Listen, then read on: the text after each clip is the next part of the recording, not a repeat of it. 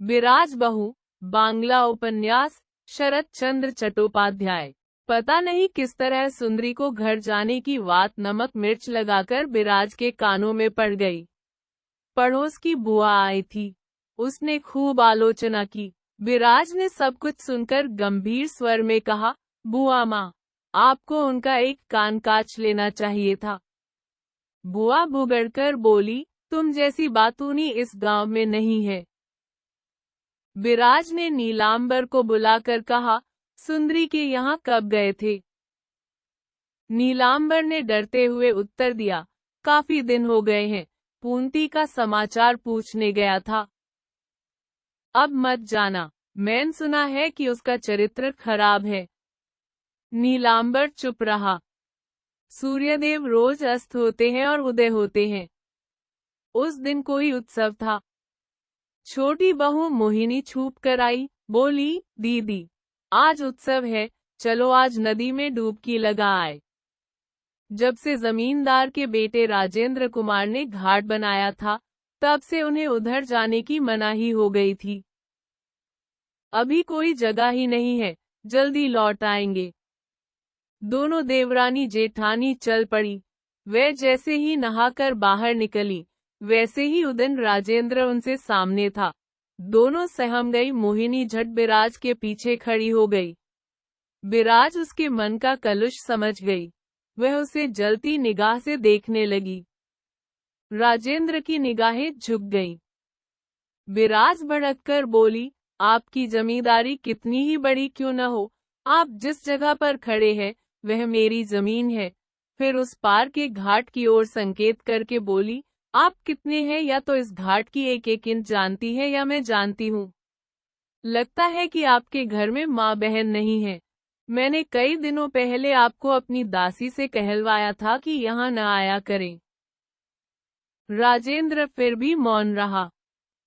विराज ने फिर कहा, आप मेरे पति को नहीं जानते। यदि जानते होते तो इधर न आते। दोबारा आने के पहले उन्हें अच्छी तरह जान लीजिएगा। विराज घर के पास पहुंची ही थी कि पीताम्बर ने पूछा, भाभी, अभी अभी तुम किससे बात कर रही थी? कहीं वे जमींदार बाबू तो नहीं थे? विराज की आंखें लाल हो गई, चेहरा तमतमा। शरतचंद्र चट्टोपाध्याय 15 सितंबर 1876 से 16 जनवरी 1938 बांग्ला के सुप्रसिद्ध उपन्यासकार एवं लघुकथाकार थे। वे बांग्ला के सबसे लोकप्रिय उपन्यासकार हैं। उनकी अधिकांश कृतियों में गांव के लोगों की जीवन शैली, उनके संघर्ष एवं उनके द्वारा झेले गए संकटों का वर्णन है। इसके अलावा उनकी रचनाओं में तत्कालीन बंगाल के सामाजिक जीवन की झलक मिलती है। शरतचंद्र भारत के सार्वकालिक सर्वाधिक लोकप्रिय तथा सर्वाधिक अनुदित लेखक हैं। कृष्ण किरण की कहानी चैनल पर आपका स्वागत है। कहानी बहुत ही रोचक है। कहानी सुनने से पहले आप चैनल को सब्सक्राइब कर लें। कहानी पसंद आने पर वीडियो को लाइक एवं शेयर जरूर करें। आपका यह सहयोग अमूल्य है। कहानी सुनना एक अच्छी आदत है और आपकी रुचि में बहुत ही गहराई है। अगर अभी तक आपने चैनल को सब्सक्राइब नहीं किया है तो चैनल को सब्सक्राइब करें और कमेंट बॉक्स में कहानी कैसी लगी जरूर लिखें। तो आगे बढ़ते हैं। उठा बोली, हाँ, और वह भत्र चली गई। भीतर जाने के उपरांत विराज बहू को छोटी बहू की चिंता हुई। थोड़ी देर में ही उस घर में मारपीट शुरू हो गई। नीलांबर उठकर हाथ मुंह धो रहा था कि उसे तर्जन गर्जन सुनाई पड़ा। वह लपक कर बेड़े के पास गया। उसने लात मारकर उसे तोड़ डाला। वह क्रोध से पागल हो रहा था। बेड़ा टूटने की ध्वनि ने पीताम्बर का ध्यान भंग किया। देखा सामने साक्षात यमराज सा नीलांबर खड़ा था। नीलांबर ने जमीन पर पड़ी बहू से कहा, डरने की कोई बात नहीं, तुम भीतर चली जाओ बेटी। बहू कांपती डरती भीतर चली गई। नीलांबर ने बड़े ही संयत स्वर में कहा, बहू के सामने तेरा अपमान नहीं करूंगा, पर यह मते भूलो कि जब तक मैं इस घर में हूँ तब तक यह अत्याचार नहीं चलने दूंगा। उस पर हाथ उठाया तो मैं तेरा हाथ तोड़ दूंगा। वह जाने लगा तो पीताम्बर ने कहा, घर पर मारने तो चले आए, पर उसका अण भी जानते हो। नहीं जानता और जानना भी नहीं चाहता। लगता है मुझे यह घर छोड़कर जाना पड़ेगा। नीलांबर ने पल भर उसकी ओर देखकर कहा, मैं यह अच्छी तरह जानता हूँ कि यह घर छोड़कर किसे जाना पड़ेगा और जब तक यह नहीं हो जाता तब तक धैर्य धारण करके बैठे रहो। पर वह नहीं बैठा। उसने नीलांबर से कहा, आज तड़के भाभी व छोटी बहू नहाने गई थी। वहां राजेंद्र खड़ा था, बदनाम और चरित्रहीन। भाभी ने उससे आधे घंटे तक बातचीत की। क्या यह तुमने आंखों से देखा? पीतांबर कुछ पीछे की ओर होकर बोला, हाँ, मैंने आंखों से देखा। नीलांबर ने थोड़ी देर सोचकर कहा, हाँ, यह तुमने कैसे जान लिया कि बात करना जरूरी नहीं है? पीतांबर बोला, यह तो मैं नहीं जान सका कि मेरा छोटी बहू को मारना पीटना उचित था या नहीं, पर वह घाट छोटी बहू के लिए नहीं बनाया गया था। नीलांबर के तन बदन में आग लग गई। वह क्रोधित होकर झपटा, फिर सहसा रुक गया। उसकी ओर घूरते हुए बोला, तू जानवर हो गया है। मेरा छोटा भाई है, इसलिए तुम्हें शाप न देकर क्षमा करता हूँ। मगर अपने बड़ों के लिए जो कुछ तुमने कहा है, उसके लिए भगवान तुम्हें क्षमा नहीं करेगा। वह टूटा टाटा सा अपने घर के आंगन में घुस गया और टूटे बेड़े के सूत स्वयं बांधने लगा। विराट सब कुछ सुनकर लज्जा से भर गई। एक बार तो उसके मन में आया कि सारी बातें साफ कर दे, पर वह लज्जा के अण ऐसा नहीं कर सकी। उसे बार बार लगा कि वह कैसे अपने पति को कहे कि एक पराया मर्द उसे ललचाई निगाहों से देखता है। बेड़ा बांधकर नीलांबर बाहर चला गया। कई दिन बीत गए। विराज और नीलांबर में वार्तालाप नहीं हो सका। विराज भीतर ही भीतर घुटने लगी, मगर आंतरिक संघर्ष के अण वह ऐसा नहीं कर सकी। उस दिन पूजा पाठ करके नीलांबर उठने ही वाली था कि विराज आंधी की तरह आई और नीलांबर के समक्ष खड़ी होकर लंबे लंबे सांस लेने लगी। नीलांबर ने आश्चर्य से सिर ऊंचा किया, तब विराज होंठ भींचकर कह उठी, मैंने क्या दोष किया है कि तुम मुझसे बोलते नहीं? बोलो, बोलो। नीलांबर हंस पड़ा, बोला, वाह, यह भी खूब रही। तुम स्वयं भागती फिरती हो, मैं भला किससे बात करूंगा? ठीक है, मैं भागती हूँ, पर तुम भी मुझे बुला सकते थे। नीलांबर ने कहा, जो व्यक्ति भागता फिरे, उसे पुकारना पाप है। पाप? तो तुमने छोटे बाबू की बातों पर विश्वास कर लिया है और क्रोध व पीड़ा के मारे सुबक पड़ी। फिर भर्राई आवाज में चीख कर बोली, ओह, यह सब मिथ्या है। तुमने क्यों विश्वास किया?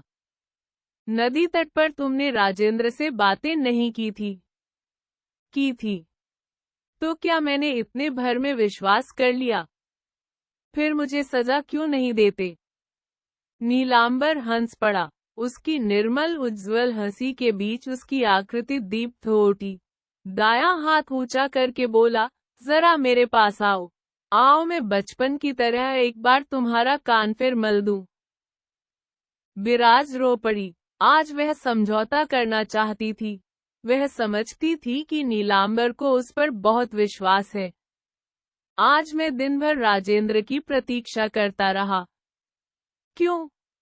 उससे दो बातें किए बिना मैं अपने को दोषी समझूंगा? ना, ना। भय और उत्तेजना से विराज गिर गई। बोली, अब इसे लेकर तुम एक शब्द भी नहीं बोलोगे? उसके नयनों के भावों से नीलांबर को बहुत ही भय हुआ। बोला, एक पति होने के अण मेरा कर्तव्य है। विराज बिना कुछ कहे सुने बोल पड़ी, पहले एक पति के दूसरे कर्तव्य तो करो, फिर यह करना। ठीक है। वह चुप हो गया। थोड़ी देर बाद बोला, विराज, मैं बहुत ही निकम्मा हूँ। विराज कुछ कहना चाहती थी, परंतु उसके मुंह से कुछ भी नहीं निकला। कई दिनों बाद आज अनुग्रह की जो कड़ी जुड़ने वाली थी उन दोनों दुखी दंपति के बीच अचानक फिर छिन भिन हो गई। दोपहर को सन्नाटा होने पर छोटी बहू रोती हुई आई और बिराज के पैरों पर गिर पड़ी। वह 2 दिनों इसी अवसर की तलाश में थी। पति को जो गलतफहमी हुई थी, उसी के भय से वह घबरा गई थी। रोती हुई बोली, दीदी, उन्हें तुम शाप मत देना। उन्हें यदि कुछ हो गया तो मैं जी नहीं सकूंगी। बिराज ने उसका हाथ पकड़कर उठाते हुए कहा, बहन, मैं शाप नहीं दूंगी। उनमें इतनी शक्ति नहीं है कि मेरा कोई अहित कर सके, किंतु तुम जैसी सती लक्ष्मी पर निरपराध हाथ उठाना, उसे तो माँ दुर्गा भी सहन नहीं करेगी। मोहिनी कांपती हुई आंसू पोंछकर बोली, दीदी, मैं क्या करूं? उनका स्वभाव ही ऐसा है। जिस ईश्वर ने उन्हें क्रोधी बनाया, वे ही उन्हें क्षमा करेंगे। तो भी मैंने समस्त देवी देवताओं की प्रार्थनाएं की हैं, किंतु मैं पापिन हूँ, किसी ने मेरी प्रार्थना नहीं सुनी। दीदी, एक दिन भी ऐसा नहीं जाता। कहते कहते वह सहसा रुक गई। अभी तक बिराज का ध्यान छोटी बहू की कनपटी के काले दाग पर नहीं गया था। उसने आश्चर्य से पूछा, तेरे यह मार का निशान है? छोटी बहू ने शर्माकर अपना सिर झुका लिया और गर्दन हिला दी। बिराज ने पूछा, किससे मारा? मोहिनी वैसे ही सर झुकाए बोली, अपने पांव की ती से। क्रोध में वे पागल हो जाते हैं, यह मुझे मालूम है, मगर। बिराज स्तब्ध सी खड़ी रही, उसकी आंखें जलने लगी। थोड़ी देर बाद बोली, यह सब तुमने कैसे सहन कर लिया? छोटी बहू ने विगलित स्वर में कहा, मुझे आदत पड़ गई है। बिराज ने विषाक्त स्वर में कहा, और उसी पशु को क्षमा करने के लिए तुम आई हो। बिराज की ओर देखकर छोटी बहू ने कहा, हाँ दीदी, यदि तुम प्रसन्न नहीं होगी तो उनका अनिष्ट हो जाएगा। जहां तक सहने का सवाल है, यह सब मैंने तुमसे ही सीखा है। मेरा संबंध तो तुम्हारे चरणों से। बिराज ने अधीर होकर कहा, ना ना छोटी बहू, ना, मिथ्या मत बोलो, यह अपमान मैं सहन नहीं कर सकती। मोहिनी ने किंचित मुस्कुराकर कहा, दीदी, क्या अपना अपमान सहन करना ही पर्याप्त है? तुम्हारे सरीखा पति हर स्त्री के भाग्य में नहीं होता। फिर भी तुम जितना सहन करती हो, उतने में तो हमारा कचूमर निकल जाता है। उनके मुंह से हंसी गायब हो गई, हृदय प्रफुल्लित नहीं है। यह सब तुम्हें स्वयं को देखना पड़ता है। पति का इतना कष्ट संसार में सिवाय तुम्हारे कोई नहीं सहन कर सकता। बिराज चुप रही। छोटी बहू ने उसके दोनों पांव पकड़कर कहा, दीदी, बताओ, उन्हें क्षमा कर दिया न? इसे सुने बिना मैं तुम्हारे पांव नहीं छोड़ सकती। यदि तुम प्रसन्न नहीं हुई तो कोई नहीं बच पाएगा। बिराज ने छोटी बहू के उठाकर कहा, जाओ, क्षमा किया। एक बार फिर बिराज की चरण धूली लेकर माथे लगाई और छोटी बहू खुशी खुशी घर चली गई। किंतु बिराज बड़ी देर तक ठगी सी खड़ी रही उसी जगह पर। उसके अंतकरण से कोई पुकार पुकार कर कह रहा था, बिराज, यह सब सीख सीख। उसके बाद छोटी बहू कई दिनों तक घर में नहीं आई, मगर उसके आंख कानों सोड़ लगे रहते थे। आज लगभग 1 बजे बड़ी सावधानी से वह बिराज के पास आई। बिराज रसोई घर के बरामदे में गाल पर हाथ धरे बैठी थी। उसे देखकर वह पूर्ववत ही रही।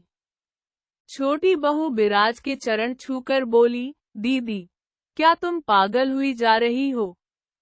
बिराज ने मुंह घुमाकर कहा, क्या तुम नहीं होती? छोटी बहू ने कहा, दीदी, अपने साथ बराबरी करके मुझ पर पाप मत चढ़ाओ। मैं तुम्हारे पांवों की धूल के बराबर भी नहीं हूँ, मगर तुम ऐसा क्यों करती हो? आज तुमने जेठ जी को खाना भी नहीं दिया। बिराज ने कहा, मैंने तो खाने के लिए मना नहीं किया था। छोटी बहू बोली, यह तो ठीक है, पर एक बार निकट तो जाती। उन्होंने खाने के लिए बैठ तक तुम्हें कितनी बार पुकारा और तुमने एक बार भी उत्तर नहीं दिया। तुम ही कहो, इससे पीड़ा होती है या नहीं? एक बार तुम समीप चली जाती तो वे खाना खा लेते। बिराज चुप रही। छोटी बहू फिर बोली, दीदी, तुमने सदा सामने बैठकर उन्हें भोजन कराया है। तुम मुझसे व्यस्तता का बहाना नहीं कर सकती। सदा सारे कार्य छोड़कर तुमने उन्हें खिलाया है। कभी भी इससे बढ़कर तुम्हारा काम नहीं रहा। और आज? बीच में ही बिराज ने भावावेश में उसका हाथ पकड़कर अपनी ओर खींच लिया और कहा, फिर चलकर देख लो। वह उसे रसोई की ओर ले गई और थाली की ओर संकेत करके कहा, यह देख। छोटी बहू ने ध्यान से देखा। एक काले रंग की पथरी में बिना साफ किए मोटो भात और उसी के समीप करेमू की थोड़ी सी भाजी, और कोई साधन न होने के कारण बिराज उन्हें नदी के किनारे से तोड़ लाई थी।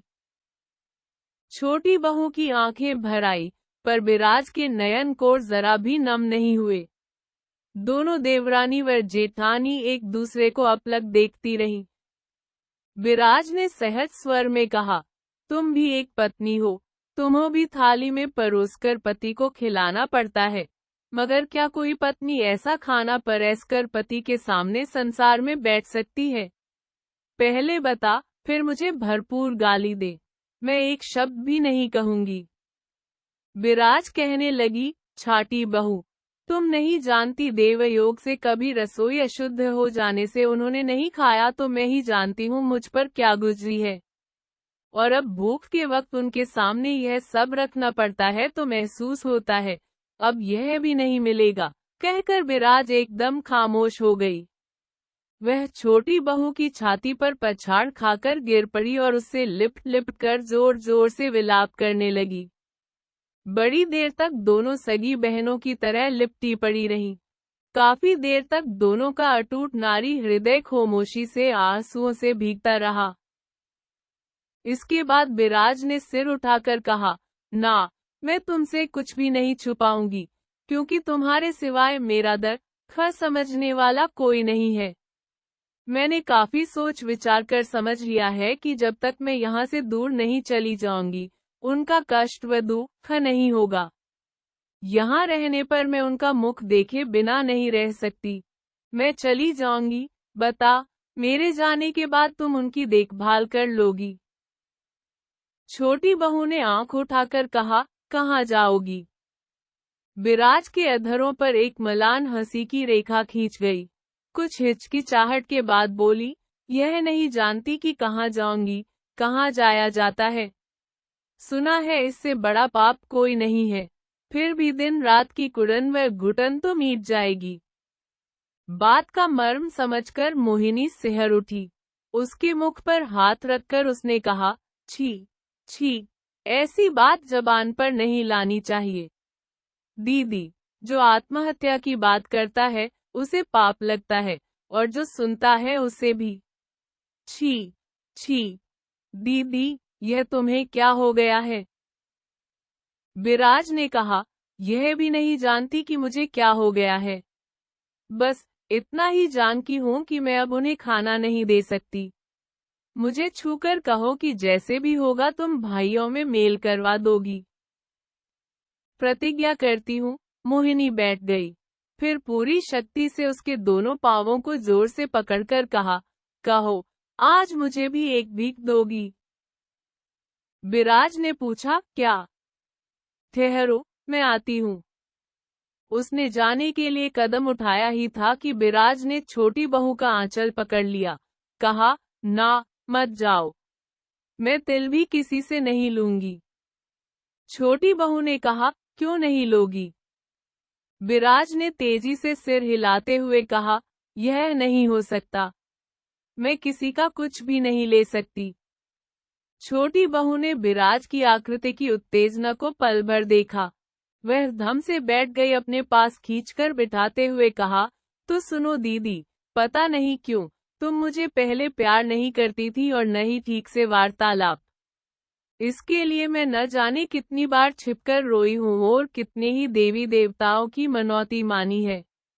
उन्होंने भी आज सिर उठाकर देखा और तुमने भी बहन कहकर पुकारा। अब मुझे इस स्थिति में देखकर तुम मुझे सुखी नहीं कर पाओगी तो कितनी आकुल व्याकुल होगी। बिराज सिर झुकाए निरुत्तर रही। छोटी बहू ने शीघ्रता से एक टोकरी में खाने पीने का सामान लाकर दे दिया। विराज स्थिर होकर देख रही थी। जब छोटी बहू समीप आकर उसके आंचल में एक सोने की मुहर बांधने लगी तो वह आतंकित होकर चीख पड़ी, नाना, यह नहीं हो सकता, मर जाने पर भी नहीं हो सकता। मोहिनी संभल गई। वह भी दृढ़ स्वर में बोली, होगा और जरूर होगा। क्यों नहीं होगा? मेरे जेठ जी ने ही विवाह के समय इसे मुझे दिया था। उसने वह विराज के आंचल में बांध दी, फिर चरण धूली लेकर तल पड़ी। मागरा के गंज का पीतल का इतना पुराना कारखाना एकाएक बंद हो गया। चांडाल जाति की उसकी परिचित लड़की यह समाचार सुनाने के लिए आई। सांचों की बिक्री बंद हो जाने के कारण उसे क्या क्या नुकसान हुआ, उनका ब्यौरा वह सिलसिलेवार देने लगी। विराज चुपचाप सुनती रही और गहरा सांस छोड़कर वह रह गई। वह लड़की हताश थी, क्योंकि उसके दुख का हिस्सा बटाने वाला कोई नहीं था। वह दुखी होकर चल पड़ी, परंतु उसे क्या पता, विराज की इस सांस में न जाने कितने दर्द के तूफान छुपे हुए थे। वह क्या जाने कि शांत निश्चल पृथ्वी के नीचे कितने ज्वालामुखी छुपे पड़े हैं। नीलांबर ने आकर बताया कि उसे काम मिल गया है। कलकत्ते की एक प्रसिद्ध कीर्तन मंडली में वह तबला बजाएगा। इसे सुनते ही विराज की आकृति मलान हो गई। उसका स्वामी वेश्या के मातहत होकर वेश्या के साथ भले आदमियों के बीच तबला बजाता फिरेगा, तब कहीं उसे 2 जून की रोटी मिलेगी। उसकी इच्छा लज्जा के कारण जमीन में धंस जाने की हुई, परंतु वह जबान से मना नहीं कर सकी। दूसरा कोई उपाय नहीं था। सांझ के धुंधलके में नीलांबर उसका चेहरा नहीं देख पाया। यह अच्छा ही रहा। भाटे के खिंचाव में पानी पल पल घटता रहता है और तट प्रांत पर चिन्ह अंकित करता जाता है, उसी तरह वह सूखती गई। मगर छोटी बहू उसका ध्यान रखती थी। इधर कई दिनों से उसे तीसरे पहर सर्दी लगकर बुखार आ जाता था। उसी दशा में जलता हुआ दिया लेकर उसे रसोई घर में जाना पड़ता था। पति की अनुपस्थिति में वह प्रायः दिन में खाना नहीं बनाती थी। जब रात को खाना बनाती थी तो उसे ज्वर रहता था। पति के भोजन करने के बाद वह पड़ी रहती थी। बस इस तरह समय बीत रहा था। विराज अपने ठाकुर देवता को इधर मुंह उठाकर देखने को नहीं कहती। पहले की तरह प्रार्थना नहीं करती। दैनिक पूजा के बाद गले में आंचल डालकर जब वह प्रणाम करती है तब यह कहती है कि प्रभु, मैं जिस राह जा रही हूँ उस राह पर जल्दी से जा सकूं, बस। उस दिन सावन की संक्रांति थी। सुबह से ही मूसलाधार वर्षा हो रही थी। विराज 3 दिनों से ज्वर पीड़ित थी। वह भूख प्यास से बेचैन होकर सांझ बेला में बिस्तर से उठ गई। घर में नीलांबर नहीं था। पत्नी की बीमारी में भी कुछ मिलने की आशा में परसों उसे श्रीरामपुर के संपन्न शिष्य के यहाँ जाना पड़ा। उसने जाते जाते कहा वह शाम तक लौट आएगा, परंतु आज 3 दिन हो गए थे उसके दर्शन हुए। कई दिनों के पश्चात विराज आज दिन में कई बार रोई थी।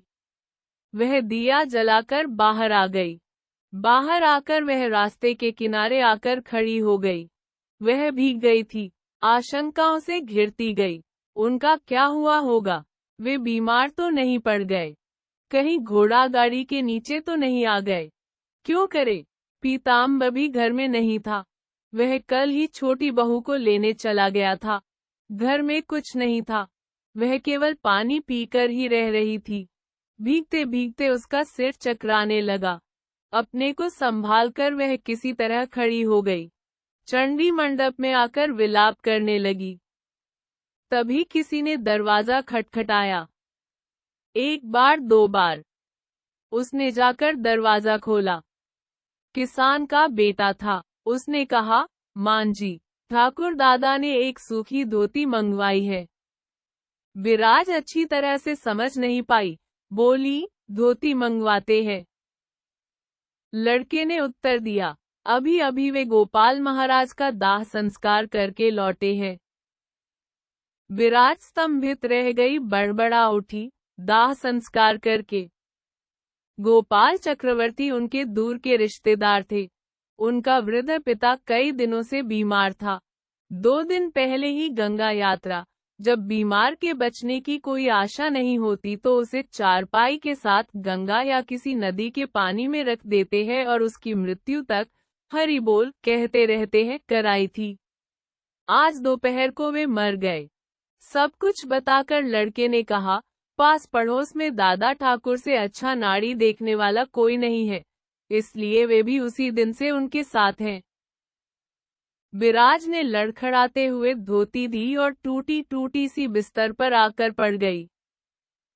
अंधकार में जिसकी पत्नी चिंताओं में घिरी, भूखी प्यासी, बीमार पड़ी हो, यह सब जानने के बाद भी जिसका पति परोपकार में लगा हुआ हो, उस अभागिन को कोई क्या कहे सुने।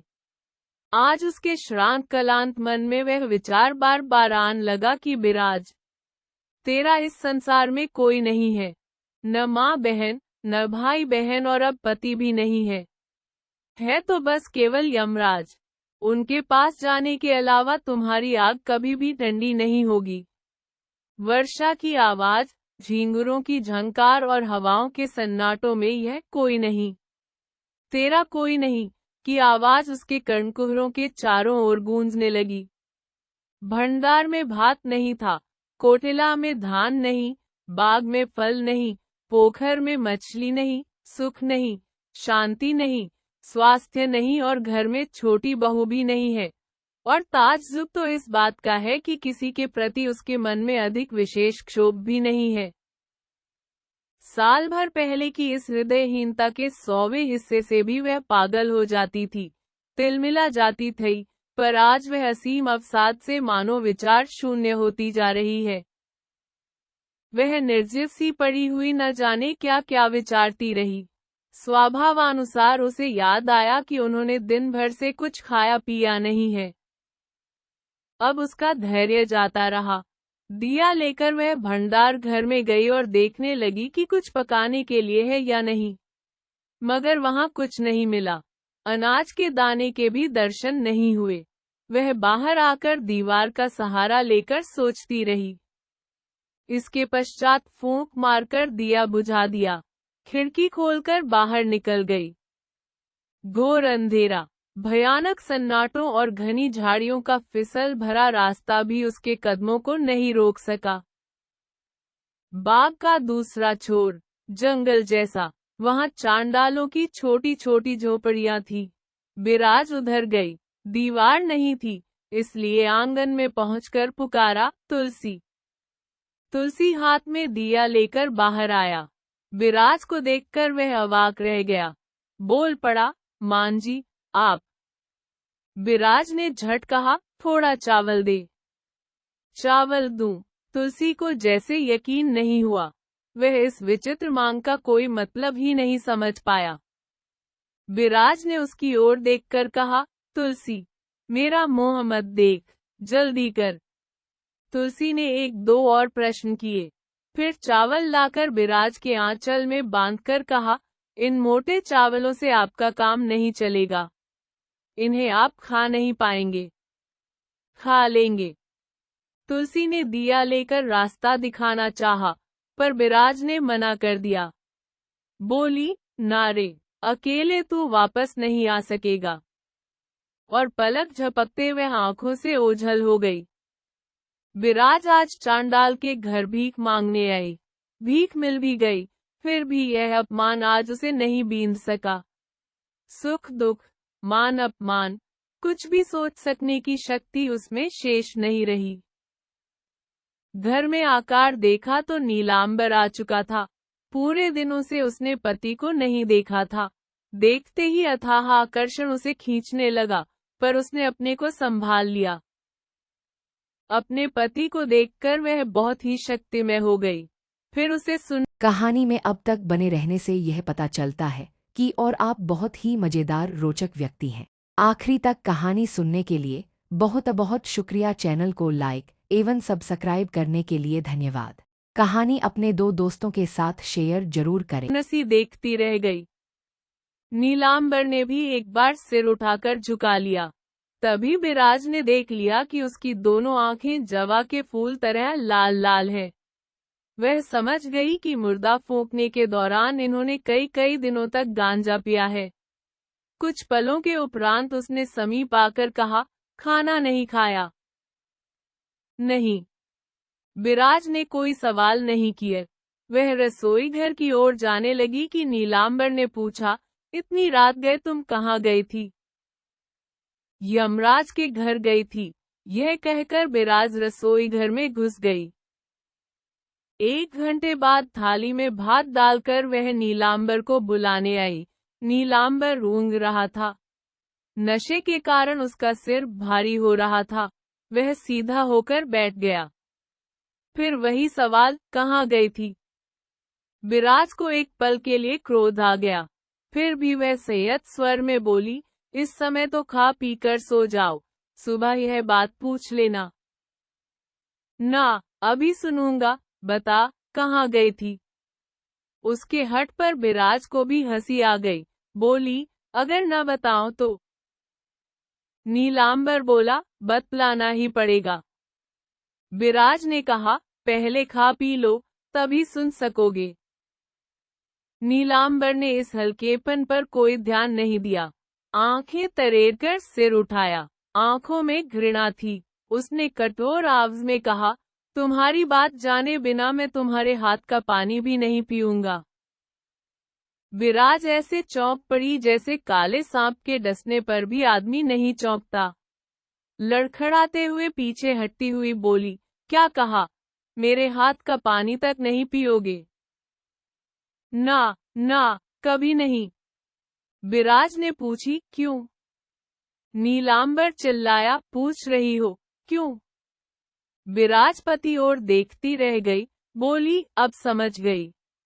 अब नहीं पूछूंगी। जब कल तुम्हारा नशा उतर जाएगा, तब तुम अपने आप समझ जाओगे। नीलांबर गुस्से में कहने लगा, तुम यही कहना चाहती हो ना कि मैंने गांजा पिया है? मैंने गांजा आज पहली बार नहीं पिया है कि मैं अपने होश खो दूं। बल्कि मैं कहना चाहूंगा कि तुम होश में नहीं हो, बुद्धिहीन हो गई हो। बिराज बस उसे देखती रही। नीलांबर ने फिर कहा, बिराज, तुम मेरी आंखों में धूल झोंकना चाहती हो। मैं ही मूर्ख हूं कि पीतांबर की बात पर उस दिन विश्वास नहीं किया। तुमने झूठ ही कहा है कि मैं घाट पर गई थी। बिराज की आंखें अंगारों सी जलने लगी।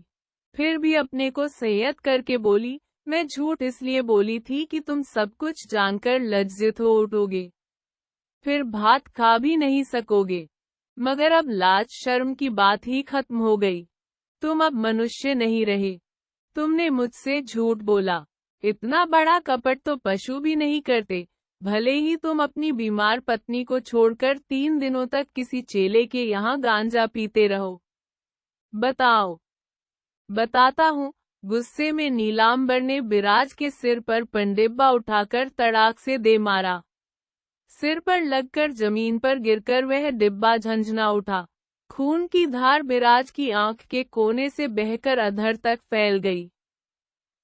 बिराज माथा दबाकर चीख पड़ी, तुमने मुझे मारा। नीलांबर गुस्से से कांप रहा था।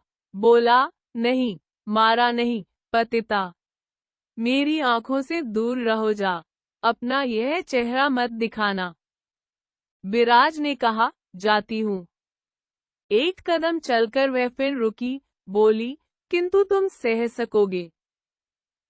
कल जब याद आएगा कि मैंने अपनी पत्नी को बुखार में पीता घर से निकाल दिया। मैं 3 दिनों से भूखी हूँ, फिर भी घोर तिमिर में तुम्हारे लिए भीख मांगकर लाई। तब यह सह सकोगे, इस पतिता को छोड़कर रह सकोगे। रक्त बहना देखकर नीलांबर का नशा हिरन हो गया। वह चुपचाप खड़ा रह गया। बिराज ने आंचल से खून पोंछकर कहा, पूरे 1 साल से मैं यहाँ से जाने की सोच रही थी, पर तुम्हें छोड़कर नहीं जा सकी। जरा आंखें खोलकर देखो मेरे तन में क्या बचा है। नयनों की ज्योति भी सही नहीं, ढंग से चला फिरा भी नहीं जाता। किंतु पति होकर तुमने मुझ पर लांछन लगाया है, अब तुम्हें अपना मुंह दिखा भी नहीं सकूंगी। तुम्हारे चरणों में मर जाने की मेरी तीव्र लालसा थी। यही लालसा मुझे आज तक रोके रही, पर आज उसे भी छोड़ती हूँ। और बिराज खिड़की की राह बाग की तरफ चलकर अंधेरे में गुम हो गई। नीलांबर कुछ कहना चाहता था, पर वह कह नहीं सका। वह पीछे भागना चाहता था, पर भाग नहीं सका। गहरा जल प्रवाह, सन्नाटा, उसके पैरों तले काले पत्थर, काले घने मेघों से घिरा आकाश, आत्महत्या की काली इच्छा। वह वहां बैठकर अपने हाथ पांव बांधने लगी। भोर होते होते आकाश में घने मेघ छा गए थे। टप टप पानी बरसने लगा था। बीती रात खुले हुए दरवाजे की चौखट पर सिर रखकर नीलांबर सो गया था। अचानक उसके कानों में आवाज आई, बहू माँ। नीलांबर बड़बड़ाकर जाग गया। इसी तरह की मेघाच्छन्न आकाश से हो रही वर्षा में भी श्याम की तान सुनकर राधा व्याकुल होकर उठ बैठी थी। वह आंखें मलता हुआ बाहर आया। उसने आंगन में तुलसी को खड़ा देखा। सारी रात नीलांबर जंगल जंगल, नदी किनारे अपनी पत्नी को ढूंढकर घंटे भर पहले ही लौटा था। थककर चूर होने की वजह से उसे कब नींद आ गई थी, यह वह स्वयं नहीं जान सका। तुलसी ने कहा, बाबूजी, माँ कहाँ है? नीलांबर ने आश्चर्य से पूछा, फिर तू किसे पुकार रहा था? तुलसी ने बताया, मांझी को ही बुला रहा था। कली गहरी काली रात में मेरे घर आकर मोटा भात मांग लाई थी। अभी दरवाजा खुला देखकर यह पूछने चला आया कि उन मोटो भात से काम चल गया क्या? नीलांबर बिराज के जाने का मकसद मन ही मन समझ गया, किंतु वह बोला नहीं। तुलसी ने फिर कहा, फिर इतने तड़के सुबह खिड़की किसने खोली? क्या बहू जी घाट गई हैं? कहकर तुलसी चला गया। नदी के किनारे किनारे जितने झाड़ झंखाड़, गड्ढे, मोड़ और स्थान थे, नीलांबर बिराज को खोजता रहा। उसने न तो स्नान किया था और न ही कुछ खाया पिया था। सहसा वह रुका। सोचा, यह कैसी मूर्खता मेरे माथे सवार हुई। क्या अभी तक उसे इतना भी याद न होगा कि मैंने दिन भर कुछ खाया नहीं? यदि यह याद हो आया तो वह पल भर भी नहीं रुक सकती। तो फिर मैं सुबह से ही यह गड़बड़ काम क्यों कर रही हूँ? इस विचार से उसे इतनी सांत्वना मिली कि उसे साफ साफ दिखाई देने लगा और उसकी चिंता फिक्र मिट गई। वह नाले लांघता हुआ जल्दी जल्दी घर की ओर दौड़ पड़ा। दिन ढलने लगा था। पश्चिम आकाश से बादलों के झरोखों से सूर्य की लाल किरणें चमक रही थी। वह सीधा रसोई घर में जाकर खड़ा हो गया। देखा, रात का भोजन पड़ा हुआ था। चूहे दौड़ रहे थे। आसन बिछा हुआ था। अंधेरे में तब उसने ध्यान नहीं दिया था, पर अब वह समझ गया था कि तुलसी के दिए हुए मोटे चावल यही है। ज्वर पीड़ित उसकी बिरज अपने पति के लिए भीख मांगकर लाई थी। इसी के अनर उसने मार खाई। लांछन सुनकर लज्जा व क्षोभ के कारण वह वर्षा की भयंकर रात में घर छोड़कर चली गई। नीलांबर दोनों हाथों में अपना मुंह छुपाकर बैठ गया और स्त्रियों तरह चिल्लाकर रो पड़ा। अभी तक लौटकर नहीं आई तो अब उसे उसकी आशा भी नहीं रही। अपनी पत्नी को वह मन से जानता था। वह मानिनी अपने प्राण दे सकती है, पर दूसरे के आश्रय में रहने के कलंक को झेल नहीं सकती। नीलांबर का अंतस हाहाकार कर उठा। उसके पश्चात वह उल्टा गिर पड़ा और बार बार पुकारने लगा, बिराज, तू लौट आ, मैं यह सब नहीं सह पाऊंगा। सांझ हो गई। घर में न तो किसी ने दिया बत्ती की और न कोई रसोई घर में घुसा। रोते रोते नीलांबर की आंखें सूज गईं, किंतु किसी ने कुछ भी नहीं पूछा। 2 दिन के भूखे प्यासे नीलांबर को किसी ने खाने के लिए नहीं बुलाया। बाहर वर्षा होने लगी थी। घंघोर अंधेरे में बिजली की तड़क गूंज जाती थी, मानो वह किसी दुर्योग की खबर दे रही हो। फिर भी नीलांबर मुंह गड़ाए इसी तरह विलाप करता रहा। जब उसकी आंख खुली को प्रभात हो गया था। बाहर अस्पष्ट शोरगुल सुनकर वह दौड़ आया। देखा दरवाजे पर एक बैलगाड़ी खड़ी थी। उसको देखते ही छोटी बहू मोहिनी घूंघट निकालकर गाड़ी से नीचे उतर आए। भाई पर वक्र दृष्टि डालकर पीताम्बर उसकी ओर चला गया। छोटी बहू ने समा पाकर माथा टेक कर उसे प्रणाम किया। नीलांबर ने बुदबुदाक कुछ आशीर्वाद दिया और रो पड़ा। बहू आश्चर्य में डूब गई। उसके मुंह उठाने से पहले ही नीलांबर खिसक गया। छोटी बहू पहली बार अपने पति से नाराज होकर खड़ी हो गई। उसने आंसुओं के बोझ से दबी अपनी पलकों को ऊपर उठाकर कहा, तुम क्या पत्थर हो? दीदी ने लज्जा व दुख के मारे आत्महत्या कर ली और हम सब अब भी पराये बने रहेंगे। तुम अलग रह सको तो रहो, पर मैं आज से उस घर का सारा काम करूंगी। पीताम्बर चौंक पड़ा, क्या कह रही हो? मोहिनी ने तुलसी के मुंह से जो भी सुना, उस पर सोचकर सारी घटना बता दी। पीताम्बर सरलता के किसी पर विश्वास करने वाला नहीं था। बोला, मगर उसकी लाश तो पानी में नहीं मिली। छोटी बहू ने अपने नयन अश्रुओं को पोंछकर कहा, मिल भी नहीं सकती, तीव्र प्रवाह में कहीं बह गई होगी। यह भी संभव है कि गंगा माता ने उसे अपनी गोद में ले लिया हो। आखिर वह सती लक्ष्मी थी। फिर खोजा भी किसने है? पीताम्बर को विश्वास नहीं हुआ। बोला, अच्छा, मैं पहले खोजता हूँ। फिर जरा सोचकर उसने कहा, कहीं भाभी अपने मामा के घर न चली गई हो? मोहिनी ने सिर हिलाकर कहा, वह वहां कभी नहीं जा सकती। बड़ी स्वाभिमानी है, मुझे लग रहा है कि उसने नदी में कूदकर जान दे दी है। ठीक है, मैं उसका भी पता लगाता हूँ। पीताम्बर उदास मोह लेकर बाहर निकल पड़ा। अचानक आज भाभी के लिए उसका मन दुखी हो गया। भाभी को ढूंढने के लिए उसने आदमी दौड़ाए। जीवन में पहली बार उसने ऐसा करके पुण्य कार्य किया। अपनी पत्नी को बुलाकर कहा, यदु से कहो कि वह आंगन के बीच लगा बेड़ा तोड़ दे और तुमसे जो कुछ हो सके करो। दादा की ओर तो देखा भी नहीं जाता। फिर वह उदास हो गया। थोड़ा सा गुड़ खाकर तथा पानी पीकर वह बस्ता दबाकर काम पर चला गया। 4-5 दिनों से वह परेशान था। इतने दिनों का नागा उसके लिए काफी नुकसानदेह था। छोटी बहू काम करते करते सोच रही थी और आंसू भी बहा रही थी। जेठकी की दशा क्या हुई होगी, यह तो देखना भी कठिन है। नीलांबर चंडी मंडप में आंखें बंद किए निश्चल बैठा था। सामने दीवार पर राधा कृष्ण का चित्र टंगा था। यह चित्र बेहद सजीव था। उसकी ओर देखकर वह बोल पड़ा, अंतर्यामी प्रभु, तुम तो सर्वदर्शी हो। जब उसने कोई अपराध नहीं किया है तो सारे अपराध मुझ पर डालकर उसे स्वर्ग जाने दो। यहाँ उसने बड़ा दुख पाया है, अब कोई दुख न पाने दो। उसकी बंद आंखों के कुरों से नीर झरने लगा।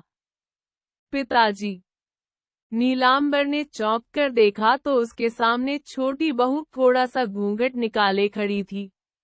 उसने सहज स्वर में फिर कहा, पिताजी, आज से मैं आपकी बेटी हूँ। भीतर चलिए, आज आपको नहा धोकर पूजा वंदना करके कुछ खाना ही होगा।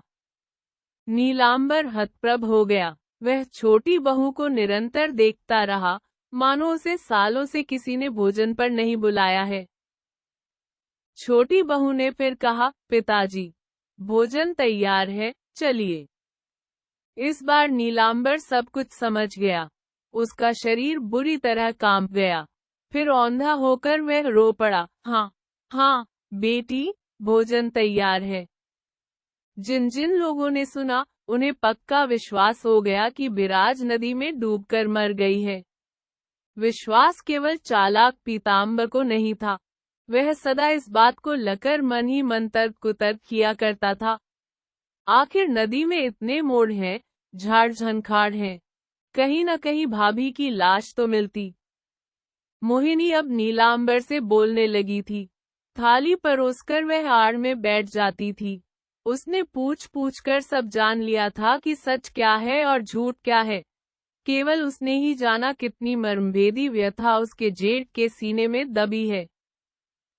नीलांबर ने कहा, बेटी, चाहे मेरा कितना ही अपराध क्यों ना हो, पर मैंने जानबूझकर कुछ नहीं किया। फिर वह माया ममता भुलाकर कैसे चली गई? क्या वह इसी कारण चली गई कि अब उसकी और अधिक सहने की क्षमता मर गई थी? मोहिनी भी बहुत अधिक जानती थी। एक बार उसके जी में आया कि सब कुछ बता दे, कह दे कि दीदी एक दिन जाने की बात कह रही थी और आपका भार मुझे सौंप गई थी, पर वह कुछ भी नहीं कह सकी, चुपचाप खड़ी रही। पीताम्बर ने एक दिन पूछा, क्या तुम दादा से वार्तालाप करती हो?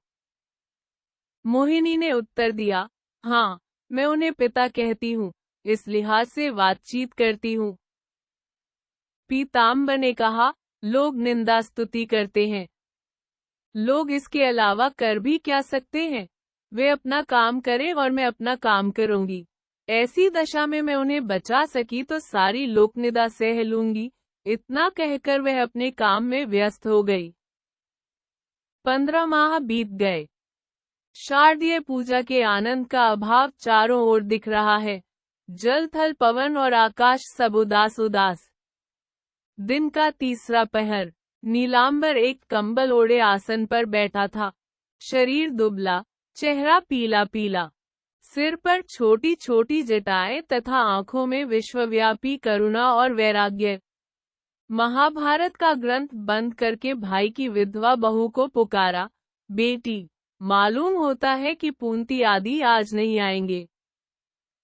छोटी बहू ने बिना किनारी की धोती पहन रखी थी। वह थोड़ी दूर बैठी महाभारत सुन रही थी। समय का ध्यान करके वह बोली, पिताजी, अभी समय है, वे आ सकते हैं। ससुर की मृत्यु के उपरांत पूंती स्वतंत्र हो गई थी। पति और नौकर चाकरों के साथ आज वह पिता के घर आने वाली थी।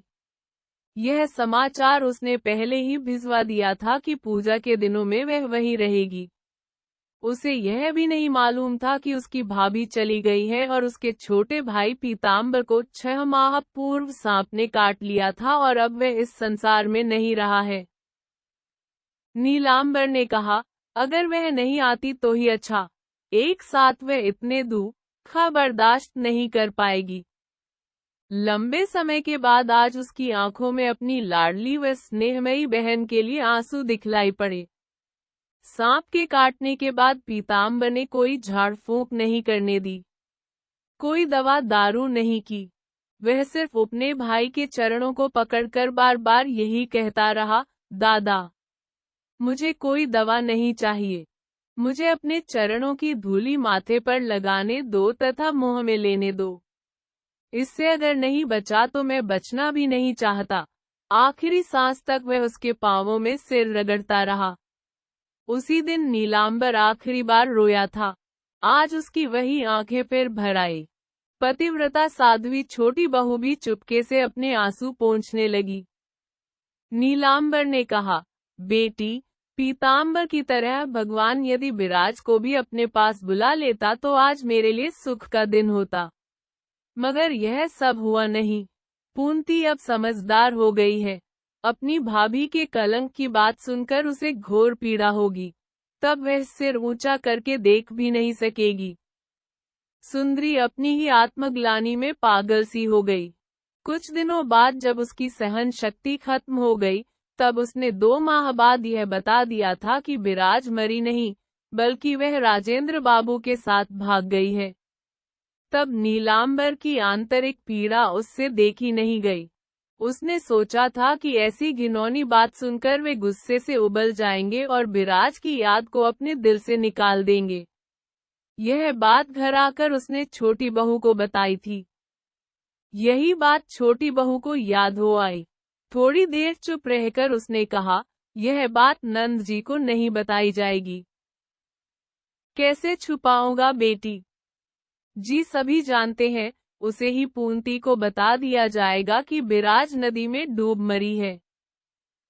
यह नहीं होगा बेटी। सुना है, पाप छुपाने से और बढ़ता है। हम उसके अपने हैं। अब हम उसके लिए पाप का बोझ नहीं बढ़ाएंगे। थोड़ी देर बाद मोहिनी बोली, पिताजी, शायद यह बात झूठी हो। क्या तुम्हारी दीदी की बातें? छोटी बहू सिर झुकाए खड़ी रही। नीलांबर ने कहा, बेटी, तुम्हें मालूम है कि गुस्से में वह पागल हो जाती थी। उसका स्वभाव बचपन से ही ऐसा था। फिर उस पर मैंने जितना अत्याचार और अनादर किया, उसे तो भगवान भी सहन नहीं कर सकता था। 2 क्षण बाद नीलांबर ने हाथ से आंसू पोंछकर कहा, बेटी, सभी बातों की याद आती है तो छाती फटने लगती है। उस अभागिन विराज ने 3 दिनों से खाया पिया नहीं था।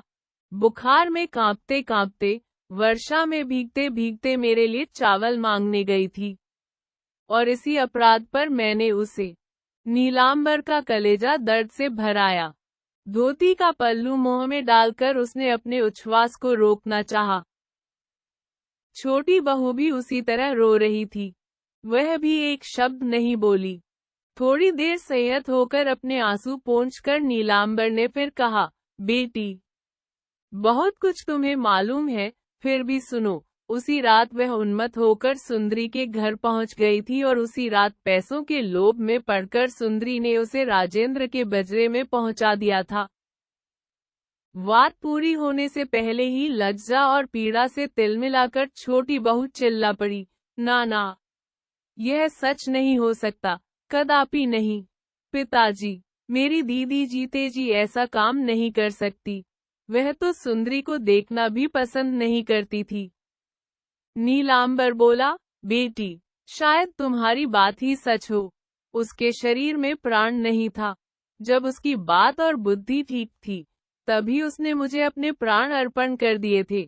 नीलांबर ने अपनी आंखें बंद कर ली, मानो वह अंतर्मन से सब कुछ देखने की चेष्टा कर रहा हो। सांध्य दीप जलाते जलाते छोटी बहू सोच रही थी, दीदी इन्हें पहचानती थी, इसलिए तो एक दिन भी इन्हें छोड़कर जीवित रहना नहीं चाहती थी। 4 साल के बाद पूंती पिहर आई थी एक बड़े आदमी की तरह। उसके साथ था उसका पति, 5-6 माह का बेटा, 4 दास दासियां और ढेर सारा सामान। नौकर यदु ने सब कुछ स्टेशन और घर के बीच ही बता दिया था। वह दादा की गोद में आकर फूट फूट कर रो पड़ी। उस रात तो उसने पानी तक नहीं पिया। पहले वह भाभी का संकोच करती थी, उससे डरती थी। ससुराल जाने के एक दिन पूर्व उसे भाभी ने डांटा था तो वह भैया के गले में झूलकर खूब रोई थी। वह दादा को केवल पुरुष ही नहीं, बल्कि अपनी माँ भी मानती थी। उसी स्नेहमय दादा को उसने इतने दुख दिए। उसने दादा को जर्जर व पागल सा बना दिया। उस पर उसके क्रोध व दुख की कोई सीमा नहीं थी। अपने दादा के दुखों के सामने उसे अपने दुख बहुत छोटे लगे। उसे अपने ससुराल वालों से घृणा सी हुई। छोटे भाई की सर्पदंश से हुई मृत्यु ने उसे अधिक व्यथित नहीं किया, बल्कि वह छोटी भाभी के प्रति उदासीन हो गई। 2 दिनों के बाद उसने अपने पति को बुलाकर कहा, तुम सब कुछ लेकर चले जाओ। मैं दादा को लेकर पश्चिम की यात्रा करूंगी। अच्छा तो यह होगा कि आप भी मेरे साथ चलें। बहुत वाद विवाद के बाद पूंती के पति यतीन्द्र ने यह ठीक समझा कि वह अपना माल असबाब लेकर वापस चला जाएगा। वह चला भी गया। यात्रा की तैयारियां होने लगी। पूंती ने गुप्त रूप से सुंदरी को बुलाया था, पर वह नहीं आई। उसने कहलवा दिया था उसे जो कुछ कहना है, वह पहले ही कह चुकी है। अब मैं अपना मुंह और नहीं दिखा पाऊंगी। पूंती क्रोध में होंठ काटकर रह गई। पूंती की उपेक्षा और निर्मम व्यवहार से छोटी बहू को भी कितनी ठेस लगी, वह भगवान ही जानते थे। वह मन ही मन कह उठी, दीदी, तुम्हारे सिवाय मुझे इस धरती पर कौन समझेगा। तुम जहाँ कहीं भी हो, सुखी रहो। यदि तुमने वहां से ही मुझे क्षमा कर दिया है तो वही मेरे लिए सर्वस्व है। छोटी बहू सदा शांत भाव से रहती थी और कभी भी उसने किसी से कोई शिकायत नहीं की। सबकी सेवा वह शांत भाव से करती रही। जेठ को खिलाने का जिम्मा पूंती ने ले लिया, अतः अब नीलांबर के पास भी नहीं बैठती थी।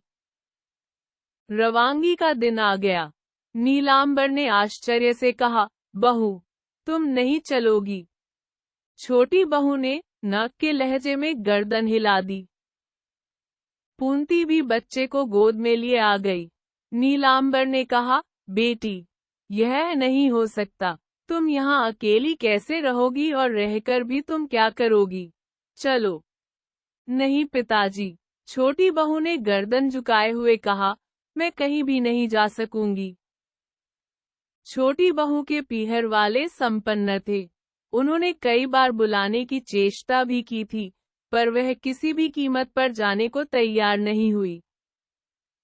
तब नीलांबर यही सोचता था कि वह मेरी वजह से पीहर जाना नहीं चाहती, पर अब वह सुनसान घर में अकेली क्यों रहना चाहती है। बोला, क्यों बेटी, ऐसी क्या बात है कि तुम कहीं नहीं जा सकोगी? वह निरुत्तर रही। बेटी, यदि तुमने नहीं बताया तो मेरा भी जाना नहीं होगा। छोटी बहू ने कहा, आप जाइए, मैं रहूंगी। लेकिन क्यों? छोटी बहू खामोश रही। उसके भीतर एक द्वंद्व चल रहा था। वह थूक निगलकर बोली, पिताजी, शायद दीदी आ जाए, इसलिए मैं कहीं भी जाना नहीं चाहती। नीलांबर की आंखों के आगे अंधेरा छा गया। पल भर के लिए वह विमूढ़ रहा। तुरंत ही अपने आप को संभालकर होठों पर क्षीण मुस्कान लाकर बोला, बेटी, यदि तुम पागल हो गई तो मेरा क्या होगा? छोटी बहू ने क्षण भर आंखें मूंद कर सोचा, फिर बोली, पिताजी, मैं पागल नहीं होऊंगी। आप कुछ भी सोचें, मगर जब तक चंद्र सूर्य है तब तक मैं उटपटांग बातों पर विश्वास नहीं कर सकती। पूंती और नीलांबर अवाक उसे देख रहे थे। छोटी बहू ने फिर कहा, पिताजी, आपके चरणों में मर जाने का जो वरदान दीदी ने मांगा था, वह झूठा नहीं हो सकता। सती लक्ष्मी जैसी मेरी दीदी अवश्य आएंगी। जब तक जीऊंगी, इसी आशा में उनकी प्रतीक्षा करती रहूंगी। पिताजी, मुझे कहीं भी जाने के लिए मत कहिएगा। वह निरंतर बोल रही थी, इसलिए हौंफने लगी। नीलांबर से नहीं रगा गया तो वह रो पड़ा। फिर वह एक ओर भाग गया। पूंती ने एक बार चारों ओर देखा, फिर छोटी बहू के समीप आई। बच्चे को उसके पांवों के पास बिठाकर भाभी के गले से लिपटकर फूट फूट कर रोने लगी। वह अस्पष्ट स्वर में बुदबुदाई, भाभी, मुझे क्षमा कर दो, क्षमा, मैं तुम्हें पहचान नहीं सकी।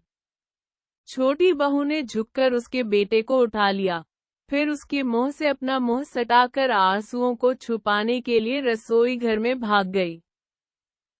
वैसे बिराज का मर जाना ही ठीक था, पर वह मरी नहीं।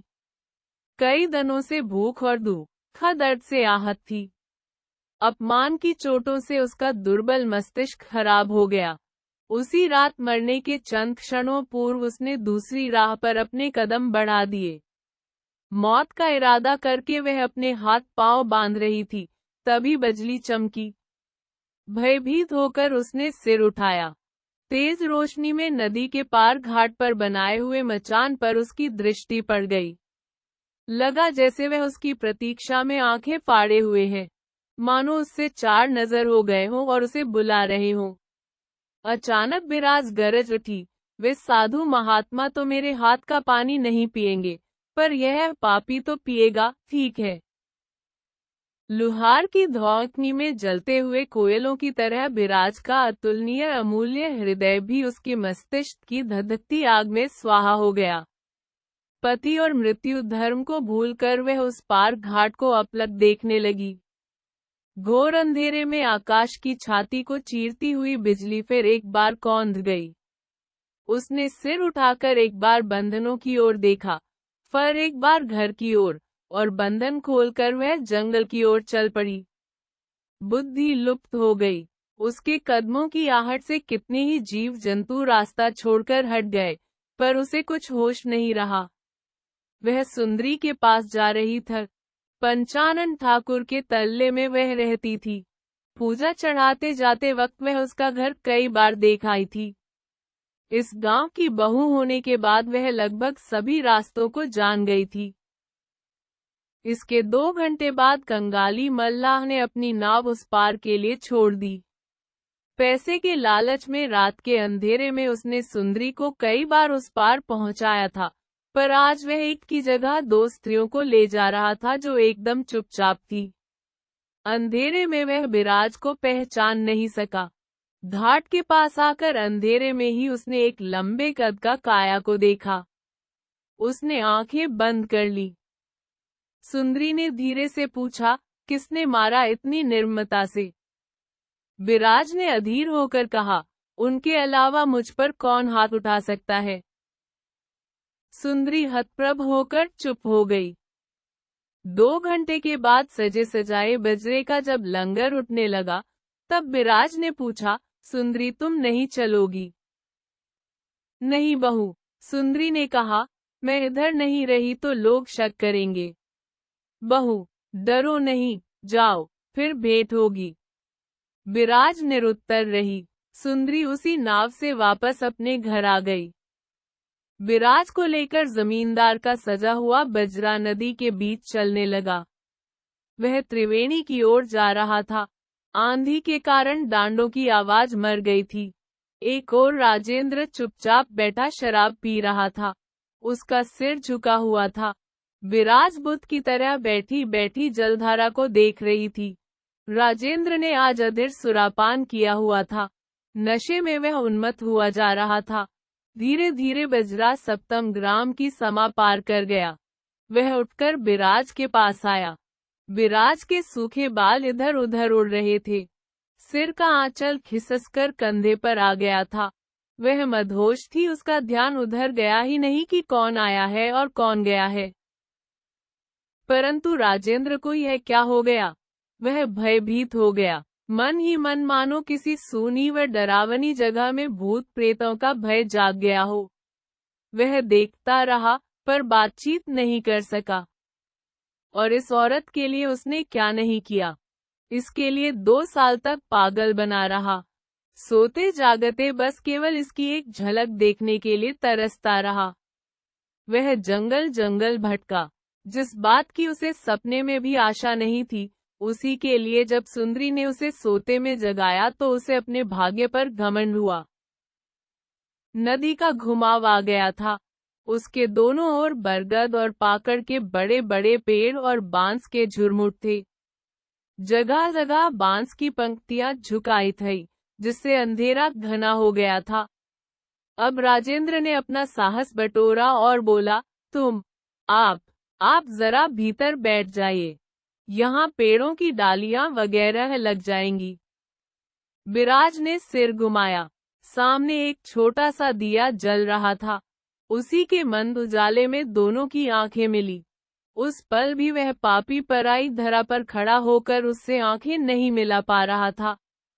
शराब में मदमस्त होने के बाद भी वह बिराज को ठीक से नहीं देख पा रहा था। उसका सिर झुका हुआ था।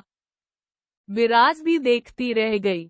पराये मर्द के पास बैठकर भी उसने न तो पर्दा कर रखा है और न आंचल ही व्यवस्थित कर रखा है। यहाँ नदी तंग थी। भाटे का प्रभाव था, इसलिए मल्लाहों ने डांडे चलाना बंद कर दिया। राजेंद्र ने उन्हें सावधान किया, भाई, संभल के। उसने बिराज से कहा, आप भीतर आ जाइए, कहीं चोट लग जाएगी, कहकर खुद भीतर चला गया। बिराज यंत्र चालित सी भीतर चली गई। भीतर पहुंचते ही वह चिल्ला पड़ी, ओ माँ! राजेंद्र चौंक गया।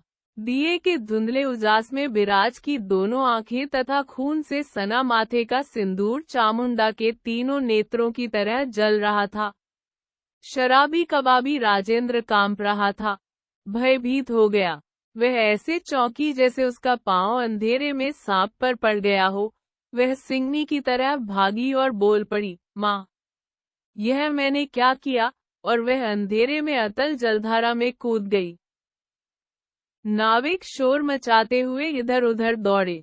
बजरा भी उल्टे उल्टे बचा, वे कुछ भी नहीं कर पाए। बहुत गौर से देखा पर उन्हें कहीं भी कुछ भी दिखाई नहीं दिया। राजेंद्र विमूढ़ हो गया, उसका सारा नशा हवा हो गया। नाविक ने समीप आकर पूछा, क्या किया जाए? पुलिस को सूचना दी जाए? राजेंद्र ने विह्वल होकर कहा, क्या जेल की हवा खाने के लिए? अरे गदाई, किसी तरह यहाँ से भाग निकलो। गदाई पुराना नाविक था, राजेंद्र को पहचानता था। ऐसी घटना की परेशानियों व चिंताओं से सारे परिचित थे। राजेंद्र की बात का मर्म समझ गए। देखते देखते बजरा वहां से दूर, बहुत दूर निकल गया। राजेंद्र ने कलकत्ता पहुंचकर चैन की सांस ली। पिछली रात जो कुछ भी घटा था, उसे याद करके वह कांप जाता था। उसने सोच लिया था कि अब वह उधर कभी मुंह नहीं करेगा। आज तक उसका सामना बाजारू व छिनाल स्त्रियों से हुआ था, किसी सती साध्वी से नहीं। वह आज से पहले नहीं जानता था कि सती क्या होती है। उस चरित्रहीन पापी को पहली बार यह लगा कि मरे सांप से खेला जा सकता है, पर जमींदार का बेटा होकर भी वह जिंदा सांप से नहीं खेल सकता। कई दिन बीत गए। विराज हुगली अस्पताल में पड़ी हुई थी। साथ वाली औरत से जाना कि यह अस्पताल है। उसने अपनी बातों से याद करने की चेष्टा की। बहुत कुछ बातें याद भी हो आई कि किस तरह उसके सतीत्व पर पति ने कटाक्ष किया था। पीड़ा और भूख से उसका टूटा व जर्जर शरीर निराधार आरोपों को सहन नहीं कर सका। अनेक दिनों से दुख सहते सहते वह पागल हो गई थी। घृणा और दंभ की मिली जुली भावना के कारण उसने कह दिया कि उनका मुंह नहीं देखूंगी। मरने तो चली आई, पर वह मर नहीं सकी। फिर वह मानसिक दोष के कारण बजरे में चढ़ गई, नदी में कूद पड़ी और तैरकर किनारे आ गई। फिर एक घर के आगे चली गई। बस इतना स्मरण था उसे। यह स्मरण नहीं कि उसे कौन लाया था। वह एक छिनाल है, पराये मर्द का सहारा लेकर वह घर से निकली है। इसके आगे वह कुछ भी नहीं सोच पाती। वह सोचना भी नहीं चाहती। आहिस्ता आहिस्ता वह अच्छी होने लगी, थोड़ा टहलने लगी, किंतु वह रात दिन यह महसूस करती थी कि वह एक दर्दनाक घटना थी। उसको याद भर करने से उसका शरीर ठंडा पड़ने लगता था और उसे चक्कर आने लगता था। अगहन माह में एक स्त्री ने आकर कहा, अब तुम स्वस्थ हो गई हो, यहाँ से जाना पड़ेगा। वह स्त्री अस्पताल की थी। उसने पूछा, जो लोग तुम्हें यहाँ दाखिल करा गए थे, वे वापस नहीं आए? उनसे तुम्हारा कोई भी नाता रिश्ता नहीं है क्या? ना ना, मैंने उन्हें तो देखा भी नहीं। वर्षा की एक रात मैं नदी में डूब गई थी। इसके बाद मुझे कुछ भी मालूम नहीं। ओह, तो नदी में डूब गई थी। मगर तुम्हारा घर कहाँ है? उस स्त्री ने स्नेह से पूछा। विराज ने मामा के घर का नाम लेकर कहा, मैं वहां जाऊंगी। वे मेरे घर वाले हैं। वह स्त्री आयु में उससे बड़ी थी। स्नेह से बोली, बिटिया, वहां चली जाओ, परहेज से रहना, कुछ ही दिनों में अच्छी हो जाओगी। वह स्त्री दयार्द्र हो उठी। विराज ने दर्द से विहंस कर कहा, अब कहाँ अच्छी होऊंगी?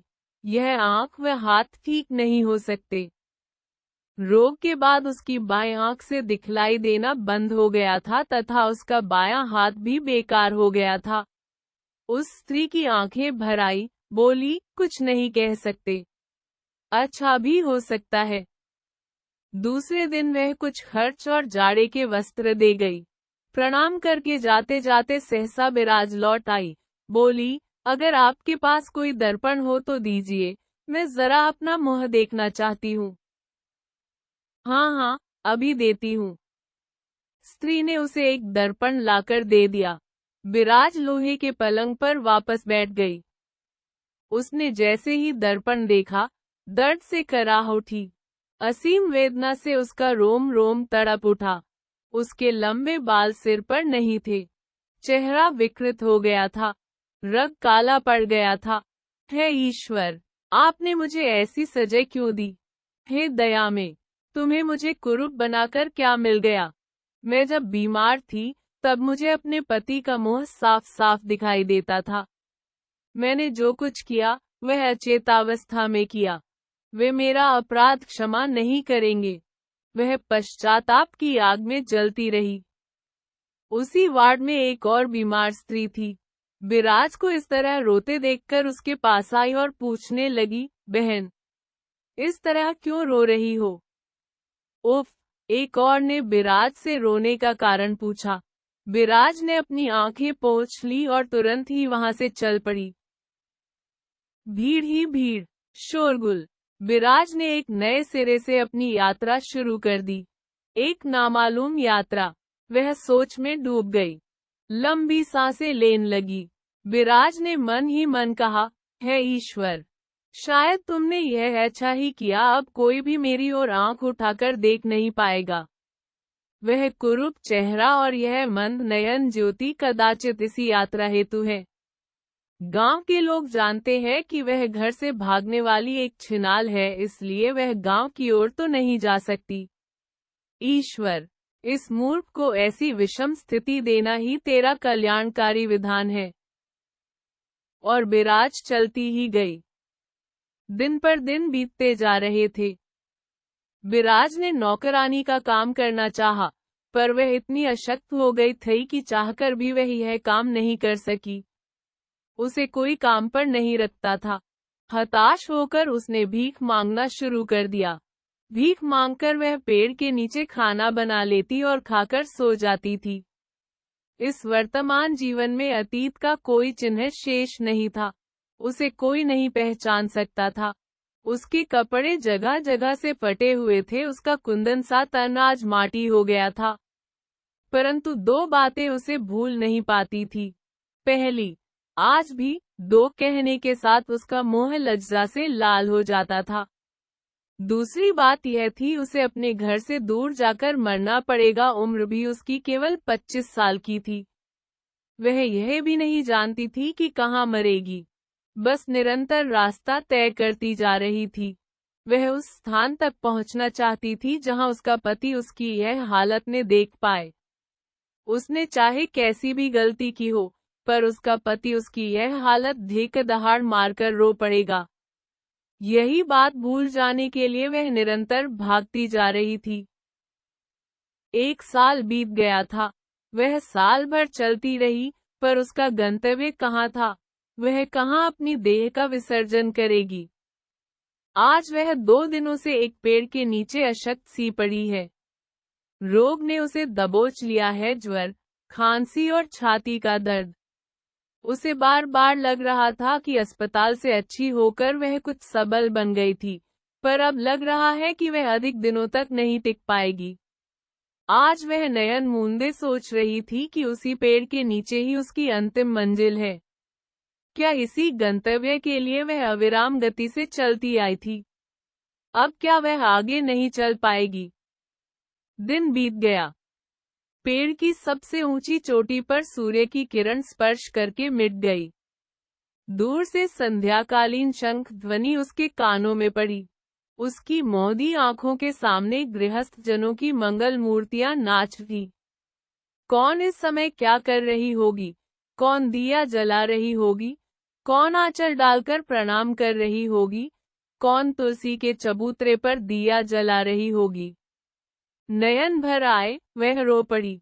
उसे लगा कि न जाने कितने ही हजारों सालों से वह किसी घर में सांध्य दीप नहीं जला पाई है। किसी के मुख दर्शन करके भगवान से उसके लिए चिरायु व ऐश्वर्य की प्रार्थना नहीं कर सकी है।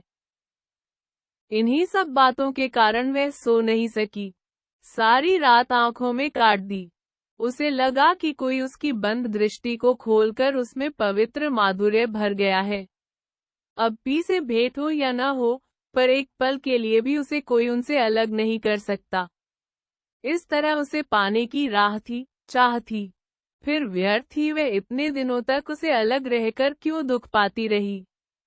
इस गलती के कारण वह वेदना से घिर गई। दुख उसे दंश पीड़ा देने लगे। उसे महसूस हुआ कि उसे उसका पति बुला रहा है। यह विश्वास था।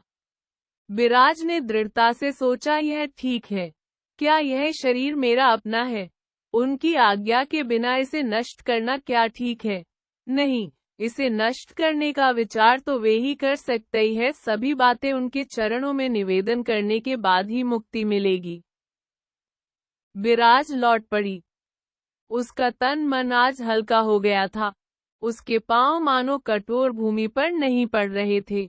मन तृप्त था, उसमें जरा सी ग्लानि नहीं। वह निरंतर वही सोच रही थी कि यह उसकी कितनी बड़ी भूल थी। उसके सिर पर अहंकार कैसा लद गया था। यह कुरूप और कुत्सित मुख लिए और तो किसी का सामना करने में शर्म आई नहीं, पर जिनके समक्ष करने का अधिकार विधाता ने 9 साल की उम्र में दे दिया था, उनसे कैसी लाज। पूंती अपने भाई नीलांबर को एक पल भी चैन से नहीं बैठने देती थी। पूजा के दिनों से लेकर पूस के अंत तक वे शहर दर शहर और एक तीर्थ से दूसरे तीर्थ घूमते रहे। वह अभी नवयौवना थी, उसके शरीर में शक्ति थी, उसमें हर वस्तु को जानने की असीम जिज्ञासा भी थी। नीलांबर उसके बराबर नहीं चल सकता था, वह जल्दी ही थक जाता था। वह चाहता था कि थोड़ा सा विश्राम करता, पर पूंती नहीं मानती थी। उसका मन अपने घर की ओर लगा रहता था। उसका थका मन न जाने क्यों अपने गांव जाना चाहता था। देश में या गांव में क्या है, यहाँ स्वास्थ्य भी ठीक रहता है। कभी कभी छोटी बहू पूंती को पत्र लिखती है। उसकी इच्छा यह है कि दादा पहले की तरह हो जाए। चिंता के कारण उनकी देह कंकालवत रह गई थी। पूंती की इच्छा है कि उसके दादा हर घड़ी ठहाके लगाते रहे, गुनगुनाते रहे, पर उसके दादा उसके सारे प्रयासों को बेकार करते जा रहे थे। वह हताश नहीं हुई, सोचती थी कि कुछ दिनों के बाद सब ठीक हो जाएगा। इस तरह 4-5 महीने बीत गए, पर कोई लाभ नहीं हुआ। घर छोड़कर आने के दिन मोहिनी की बातों ने विराज के प्रति करुणा के भाव जागृत कर दिए थे। उसे विश्वास सा हो गया था कि वह निर्दोष है, पर पूंती का विचार इसके विपरीत था। दादा क्या ठीक नहीं हो सकते? संसार में ऐसी पीड़ा की वह कल्पना भी नहीं कर सकती थी जिससे विराज इस आदमी को इतने दुखों में डालकर अलग हो सकती है। भाभी अच्छी थी या बुरी, यह बात अब पूंती नहीं सोच सकती, किंतु उसके भाई को छोड़कर जाने वाली स्त्री की वह कट्टर शत्रु बन गई थी। पूंती एक सुबह मुंह फुलाए आई और उसने कहा, दादा, चलो घर चलें। नीलांबर ने जरा अचरज से बहन को देखा, क्योंकि माघ के महीने में प्रयाग में रहने की बात तय हुई थी। दादा के मनोभावों को समझकर पूंती ने कहा, अब एक दिन भी रहना नहीं चाहती, कल ही चलेंगे। अपने चेहरे पर नीलांबर ने सूखी मुस्कान लाते हुए कहा, पूंती, क्या बात है? पूंती अपने को संभाल नहीं पाई, फफक पड़ी, भर्राई आवाज में बोली, जब तुम्हें यहाँ रहना ही अच्छा नहीं लगता, तब यहाँ रहने से लाभ क्या है? दिन प्रतिदिन कमजोर होते जा रहे हो। ना, ना, मैं एक दिन भी अब नहीं रह पाऊंगी। नीलांबर ने स्नेह से उसका हाथ पकड़कर अपने पास बिठाया, कहा, वहां लौट जाने से मैं अच्छा नहीं हो पाऊंगा पूंती। अब इस देह के ठीक हो जाने की आशा मुझे नहीं है। चलो, घर को लौट चले, कम से कम जो कुछ भी होना हो, घर पर ही हो। पूंती अपने दादा की बात सुनकर रो पड़ी, बोली, तुम सदा उसकी चिंता क्यों करते हो? बहुत कमजोर हो गए हो। यह किसने कहा कि मैं सदा उसे स्मरण करता हूँ? पूंती ने कहा, कहेगा कौन? मैं स्वयं ही जानती हूँ। तू उसे याद नहीं करती।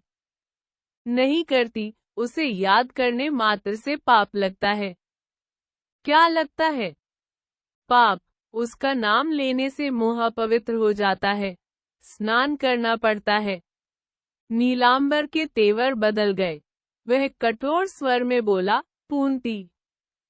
पूंती सहम कर रह गई। वैसे पूंती नीलांबर की लाडली बहन थी। उसने बचपन से लेकर आज तक हजारों गलतियां की, पर दादा की कभी भी उसने इतनी लाल आंखें नहीं देखी। इतनी आयु में झिड़की खाकर उसे ग्लानि सी हो गई। सिर झुक गया। नीलांबर उठ गया। पूंती फफक फफक कर रो पड़ी। दोपहर को भोजन की थाल लेकर दादा के सामने नहीं आई। दासी के हाथ थाली भेज दी और आड़ में खड़ी हो गई। नीलांबर ने बुलाया तो उसने बात नहीं की। सांझ हो गई। नीलांबर आसन पर बैठा था। वह पूजा पाठ से निवृत्त हो गया था। पूंती के दादा की पीठ पर अपना मुंह रख दिया। दादा से शिकायत करने का एक यही तरीका था। बचपन में भी यही करती थी। नीलांबर को सहसा कुछ याद हो आया। उसकी पलकें भीग गई। पूंती के सिर पर हाथ रखकर उसने कहा, क्या है री, बेटी? पूंती दादा की गोद में मुंह छुपाकर रोने लगी। नीलांबर उसके सिर पर हाथ रखकर बैठा रहा। थोड़ी देर के बाद पूंती ने कहा, दादा, अब मैं कभी नहीं कहूंगी। नीलांबर ने उसके बालों को सहलाकर कहा, हाँ री, ऐसे कभी मत करना। कुछ रुककर नीलांबर ने आगे कहा, हाँ पूंती, उसने तुम्हें माँ की तरह पाला पोसा है। बड़ी है, वह तुम्हारी माँ के समान है। कम से कम तेरे मुंह से इस तरह की बात शोभा नहीं देती। पूंती ने आंखें पोंछते पोंछते कहा, यह मैं या भगवान ही जानता है। उस समय वह पागल हो गई थी। यदि उसे जरा भी होश होता तो वह आत्महत्या ही करती। पूंती ने फिर पूछा, दादा, वह अब आती क्यों नहीं? वह जिस दशा में मुझे छोड़कर गई है, जरूर आ जाती। पूंती, तू स्वयं सारी बातें अच्छी तरह समझती ही है।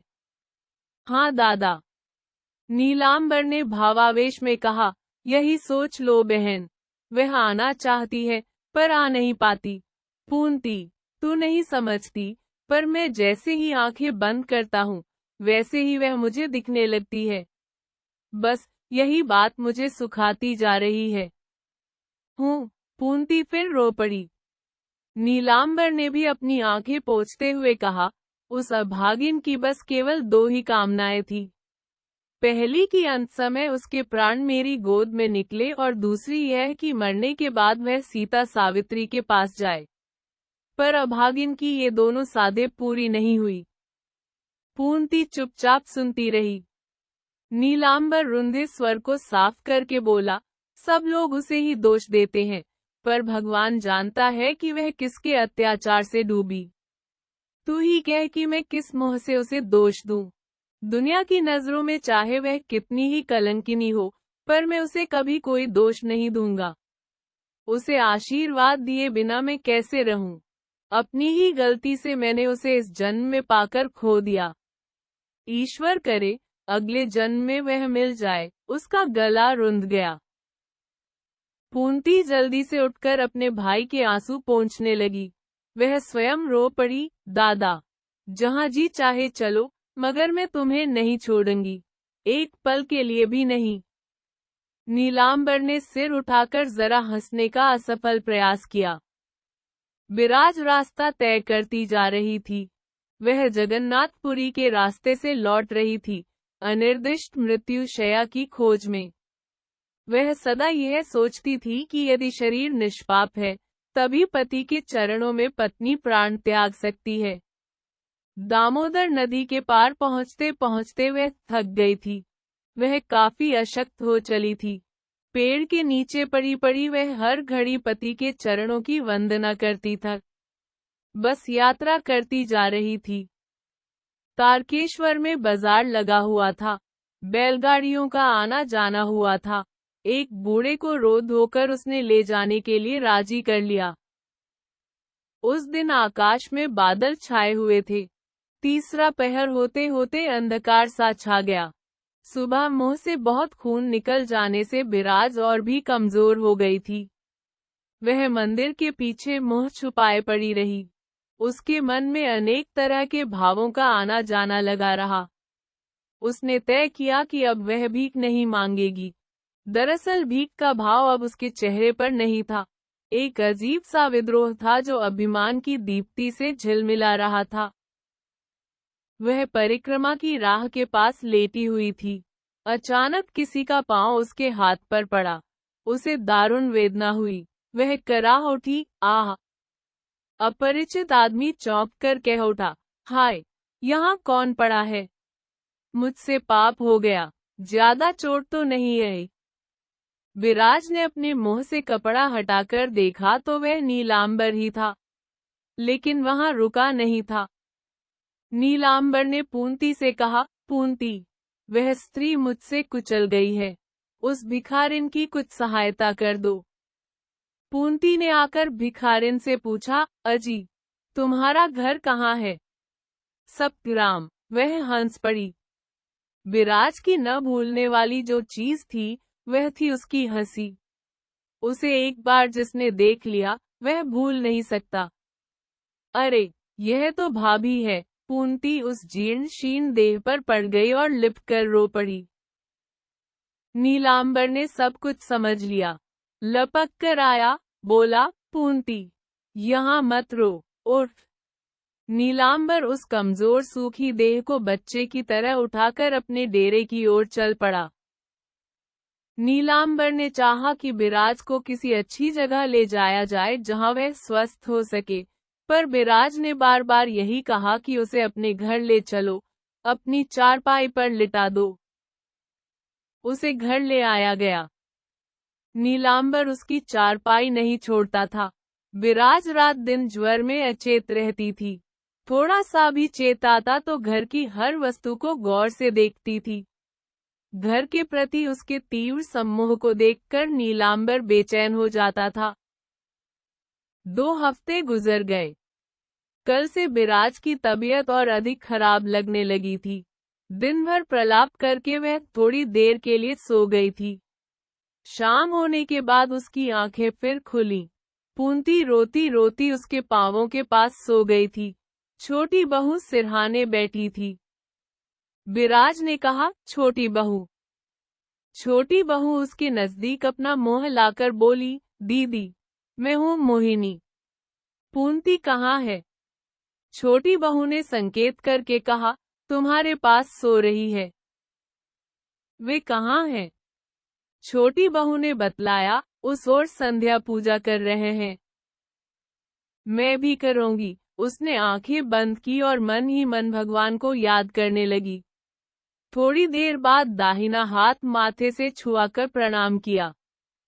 फिर क्षण भर मोहिनी की ओर देखकर उसने धीरे धीरे कहा, बहन, लगता है आज मुझे जाना है, मगर मेरी कामना है कि दूसरे जन्म में मैं तुम्हें फिर पाऊं।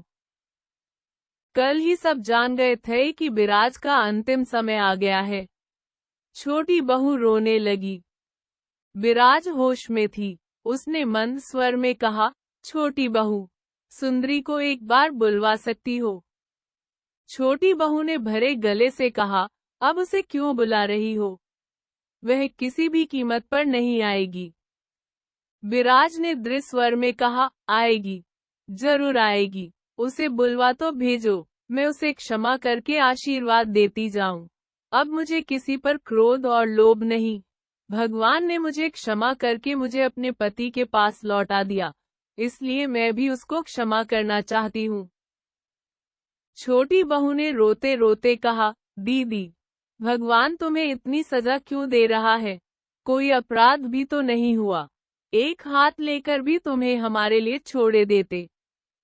विराज हंस पड़ी, बोली, बहन, गांव नगर में मेरी बदनामी हो गई है। मेरे जीवित रहने से कोई फायदा नहीं। फायदा है, छोटी बहू ने कहा, तुम्हारी बदनामी झूठी है। झूठी बदनामी से हम क्यों डरे? पर मैं डरती हूँ। विराज ने कहा, मेरा अपराध जने कितना ही छोटा या बड़ा हो, पर एक हिंदू स्त्री को इसके बाद जिंदा रहने का कोई हक नहीं है। यही मुझ पर भगवान की दया है। परंतु पूंती रोती हुई आर्तनाद कर उठी, ओह, भगवान की बड़ी दया है। असल पापी को कुछ नहीं हुआ और सजा हमें दे रहा है। विराज ने बनावटी गुस्से में कहा, चुप रह कलमुही, चिल्ला मत। पूंती उसके गले से लिपट गई और रो पड़ी। बोली, तुम रो मत भाभी, तुम कुछ दिन और जियो। नीलांबर भी पूजा छोड़कर आ गया। उसने पूंती का रोना सुन लिया था। विराज उखड़े हुए गले से बार बार कहने लगी, पूंती बेटी, रो मत, सुन। नीलांबर आड़ में खड़ा होकर सुनने लगा। वह जान गया था बिराज की सारी चेतना लौट आई है। बिराज कहने लगी, पूंती, भगवान को बिना कारण दोष मत दो। इस बात को आज मैं ही जानती हूँ कि मेरा मरना ही मेरा जीना है। तू कहती है कि उन्होंने मेरा एक हाथ और आंख ले ली है, तो क्या हुआ? कुछ दिनों बाद इस शरीर का अंत हो जाएगा। ईश्वर ने इतनी सजा देकर मुझे तुम लोगों की गोद में तो लौटा दिया, खाक लौटा दिया। पूंती फिर रोड पड़ी। बिराज को पूंती का विचार अविचार ही लगा। कुछ देर बाद बिराज ने कहा, पूंती, जरा एक बार अपने दादा को बुलाओ तो। नीलांबर तो आड़ में खड़ा ही था, आकर उसके सिरहाने बैठ गया। नीलांबर उसकी नाड़ी देखने लगा। हाँ बिराज, सचमुच सब कुछ भी नहीं रह गया। नीलांबर ने समझ लिया था कि ज्वर के वेग में वह इतनी बातें कर रही है, इसके बाद शायद वह समाप्त हो जाए। नाड़ी का तो यही कहना है। बिराज ने कहा, खूब हाथ देखो। अचानक वह मर्मभेदी परिहास कर उठी। दोनों को यह बात याद हो आई कि इसी बात को लेकर अनर्थ हुआ था। बिराज ने खेद के साथ कहा, ना ना, यह मैंने नहीं कहा। सच सच कहो, अब कितनी देर है? उसने अपना माथा पति की गोद में रख दिया, कहा, सुनो, सबके सामने यह कह दो कि मैंने तुम्हें क्षमा किया। नीलांबर की आंखें भर आई और गला भी। बिराज आंखें मूंदे पड़ी रही। धीरे धीरे कहने लगी, इतने साल मैंने तुम्हारे घर बाहर को संभालने में कितनी गलतियां की हैं। छोटी बहू, तुम भी सुनो। पूंती, तुम भी। तुम सभी लोग सब कुछ भूलकर मुझे क्षमा कर दो। जाती हूँ। बिराज हाथ बढ़ाकर पति का चरण खोजने लगी। नीलांबर ने तकिया हटाकर अपना पांव आगे बढ़ा दिया। उसकी पग घूली माथे लगाकर बिराज ने कहा, इतने दिनों के बाद मेरा सब कुछ सार्थक हुआ। अब कोई चिंता नहीं, मेरी देह शुद्ध है, पापहीन है। अब चलती हूँ, वहां तुम्हारी राह देखूंगी। करवट बदलकर उसने अपना मुंह पति की गोद में छुपा लिया। कहा, इसी तरह मुझे लिए रहो, छोड़कर कहीं मत जाना। वह खामोश हो गई। लगा कि काफी थक गई है। सभी उदास उदास से बैठे रहे। रात के 12 बजने के बाद वह फिर प्रलाप करने लगी। नदी में कूद जाने की बात, अस्पताल की बात, निरुद्देश्य यात्रा की बात, यही सब बकती रही। परंतु उन सभी बातों में केवल उसका असीम पति प्रेम था। वह बार बार बकती रही कि किस तरह पल भर के मनोविकार ने, भ्रम ने किस तरह उस सती साध्वी को जलाया। इधर कई दिनों से बिराज के सामने बैठकर नीलांबर को भोजन करना होता था। उस दिन वह बार बार कभी पूंती को कभी छोटी बहू को पुकार पुकार कर रात भर प्रलाप करती रही। सुबह उसने पुकारना और बुलाना बंद कर लिया। सांस उल्टी चलने लगी। फिर उसने किसी की ओर नहीं देखा, किसी से कोई बात नहीं की। अपने पति परमेश्वर की गोद में सिर रखे हुए सूर्य भगवान के उदय के साथ साथ उस दुखियारी का भी अंत हो गया। समाप्त।